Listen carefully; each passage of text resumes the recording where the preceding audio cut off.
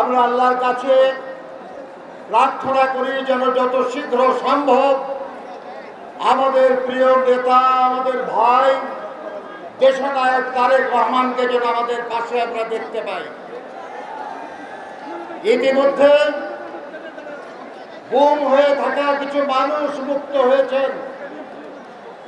আমরা আশা করি আমাদের গুম হয়ে থাকা অসংখ্য নেতা ইলিয়াস আলী, চৌধুরী আলম, হিরু সহ আরো অনেকে আমরা ইনশাআল্লাহ আমাদের মাঝে ফিরে পাব। প্রিয় সাথী বন্ধুরা, আমার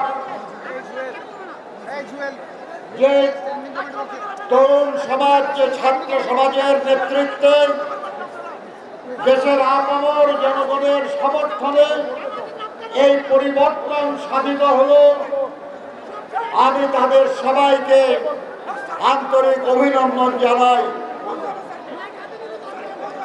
শ্রদ্ধা নিবেদন করছি তাদের স্মৃতির প্রতি যারা এই গত কদিনে তাদের জীবন উৎসর্গ করেছেন।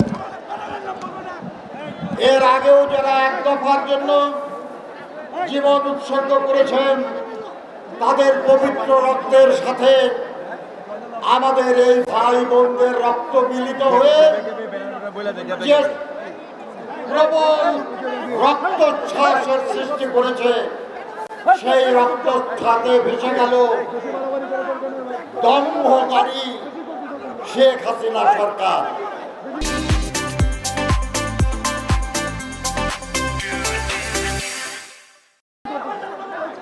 আর তাদের সেই ধ্বংসস্তূপের উপর আগামী দিনে একটি গণতান্ত্রিক, সমৃদ্ধ, শান্তিপূর্ণ এবং মানবিক বাংলাদেশ গড়ার যে স্বপ্ন আমরা মুক্তিযুদ্ধের সময় দেখেছিলাম, সেই স্বপ্ন পূরণের দায়িত্ব আজ আমাদের উপর অর্পিত হয়েছে। এই স্বপ্ন পূরণ করতে হবে। এই যে সফল লড়াই, এই লড়াইকে বিপদগামী করার জন্য চক্রান্তকারীরা, বিগত সরকারের সুবিধাভোগীরা নানাভাবে চেষ্টা করছে। তাদের এই অপচেষ্টা রুখে দিতে হবে। এই মুহূর্তে শান্তি এবং শৃঙ্খলা সময়ের দাবি। কারণ আমরা স্বৈরাচারের পতন চেয়েছিলাম, এক দফার লড়াই করেছিলাম, শুধু এই সরকারের পতনের জন্য নয়।